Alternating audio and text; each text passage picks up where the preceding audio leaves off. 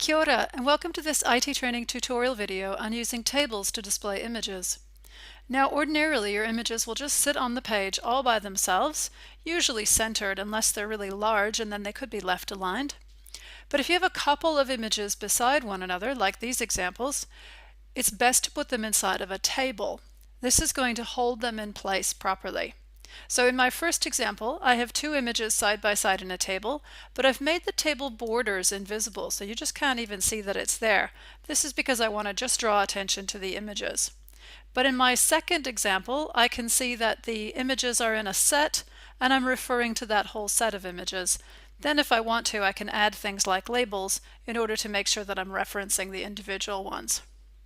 Now I'm just going to say about this one over here, if you do have two images side by side, you want them in a table because having one or both just floating around on the page will mess up your caption numbering. So these are in the correct order. So both captions and labels are going to be covered in other videos, so I'm just going to walk through setting up the table and putting the images in it.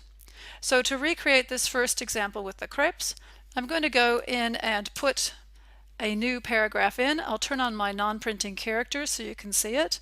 And then on the Insert tab, I'll go to Table, and I'm just going to use two cells. So one row with two columns.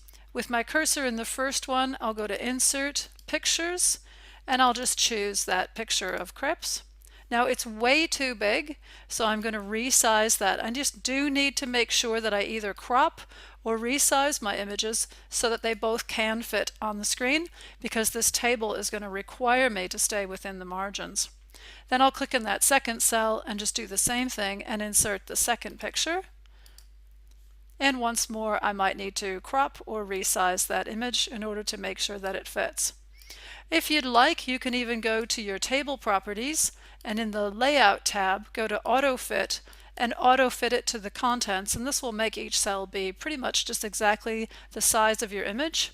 One more thing you may want to do is while you're selected on the table, in the Layout tab, if you go to the Properties and you're on the Table tab, you can go to the Options and you can control the spacing above and below your images. So you can see that it's already got space on the left and the right, but now I've added some on the top and bottom, and this just allows me to have a little bit of space around them if I want that.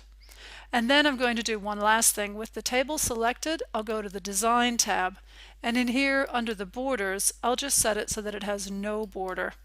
And when I click away, it just looks like two images side by side. I'll turn off my non-printing characters so you can just get a look of what that's like. And that's really all there is to it. The only difference between that and the set of images is that in this case I would have made two rows and I would not have made the borders invisible. And that's it. That concludes this tutorial on using tables to display images. Thanks for your attention. Kia ora.